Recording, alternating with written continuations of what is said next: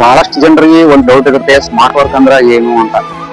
Smart work ಅಂತಂದ್ರೆ present trend ಹೇಗೆ ನಡೀತಿದೆ, ಜೊತೆಗೆ ಜಿಕೆ ಯಾವಾಗ್ಲೂ ಇವಾಗ ಹೇಗ್ ಬರ್ತಿದೆ ಅಂತಂದ್ರೆ ಕರೆಂಟ್ ಅಫೇರ್ಸ್ ಬೇಸ್ ಇಟ್ಕೊಂಡು ಜಿಕೆನೆ ಮಾಡ್ತಾ ಇರ್ತಾನೆ.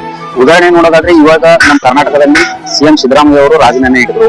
ಸೊ ಇದನ್ನ ಕರೆಂಟ್ ಅಫೇರ್ಸ್ ಇಟ್ಕೊಂಡು ಇನ್ನು ಜಿಕೆ ಯಾವ ತರ ಕ್ವಶನ್ ಮಾಡಬಹುದು ಅನ್ನೋ ನೋಡಿದ್ರೆ, ನಮ್ಮ ಸಂವಿಧಾನದ 164ನೇ ವಿಧಿ ಮುಖ್ಯಮಂತ್ರಿಯ ನೇಮಕ ಬಗ್ಗೆ ಇರುತ್ತದೆ. ಅದೇ ರೀತಿಯಾಗಿ 164 ಉಪವಿಧಿ 2 ಸಚಿವ ಸಂಪುಟವು ಸಾಮೂಹಿಕವಾಗಿ ವಿಧಾನಸಭೆಗೆ ಜವಾಬ್ದಾರಿಯಾಗಿರುತ್ತದೆ. ಇದರ ಅರ್ಥ ಏನಂತಂದ್ರೆ ಮುಖ್ಯಮಂತ್ರಿಗಳು ರಾಜೀನಾಮೆ ನೀಡಿದ್ರೆ ಇಡೀ ಸಚಿವ ಸಂಪುಟನೇ ಬಿದ್ದು ಹೋಗ್ತದೆ ನೋಡ್ರಿ.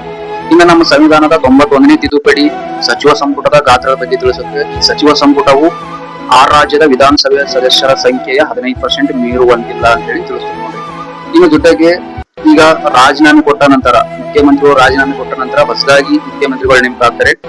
ಈ ಹೊಸ ಮುಖ್ಯಮಂತ್ರಿ ಏನ್ ಮಾಡ್ಬೇಕು, ಬಹುಮತ ಸಾಬೀತುಪಡಿಸಿ ತೋರಿಸಬೇಕಾಗುತ್ತಾ.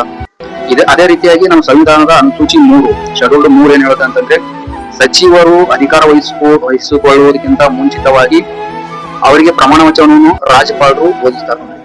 ಈ ತರನಾಗಿ ಕರೆಂಟ್ ಅಫೇರ್ಸ್ ಆಧಾರ ಇಟ್ಕೊಂಡು ಜಿಕೆ ಓದ್ಬೇಕು ನೋಡಿ.